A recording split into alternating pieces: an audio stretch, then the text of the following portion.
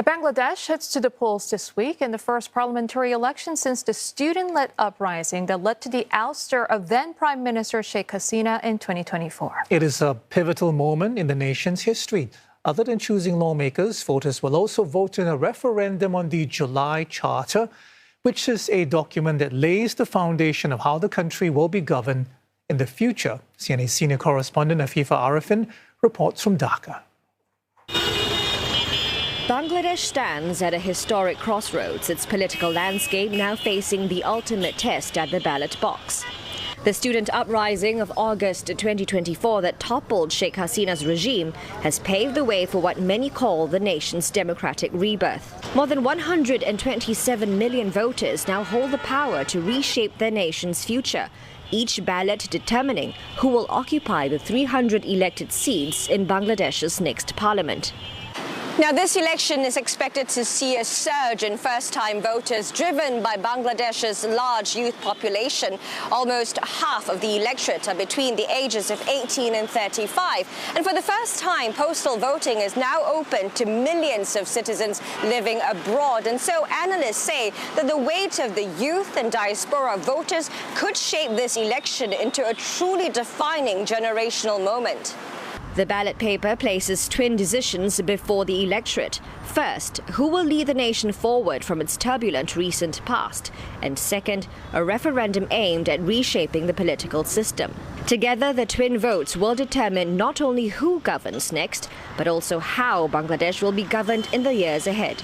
What's at stake here fundamentally is about questions about democratic repair, but also about democratic legitimacy.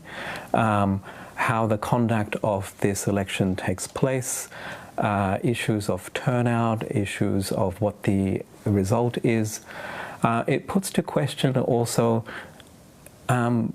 deep political and ideological tensions at the heart of the country about where is Bangladesh going, so about the direction of Bangladesh, about the identity of Bangladesh.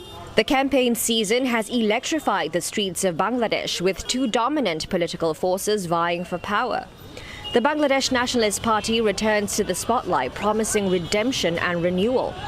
Across the divide stands the coalition centered around Jamaat-e-Islami, an Islamist movement positioning itself as the vanguard of genuine change. Yet beneath the political theatre lies Bangladesh's stark reality. Whoever wins will face immediate pressure to tackle youth unemployment, rising living costs, and the deep public mistrust in political institutions. Failure to deliver meaningful change, analysts warn, could prolong instability rather than resolve it. Beyond Bangladesh's borders, the international community watches with calculated interest. A credible democratic transition would restore Bangladesh's diplomatic standing, offering fresh opportunity to navigate the complex geopolitics of South Asia. While electoral failure could plunge the region into renewed uncertainty. I think for the last 1.5 years, we've been, waiting for this sort of a legitimate government to actually, take up the reins, especially because the path had been paved for Bangladesh to actually have a bigger say in the region. I think that is why it's so important for this election to actually yield a democratically elected government, because it will pave the way for for engagement in the next few years vis-a-vis Bangladesh and with regional powers like China and India. Bangladesh goes to the polls on February 12, an election that many hope will put an end to the period of uncertainty and begin a new phase for the country's political and international standing. Afifah Ariffin, CNA, Dhaka.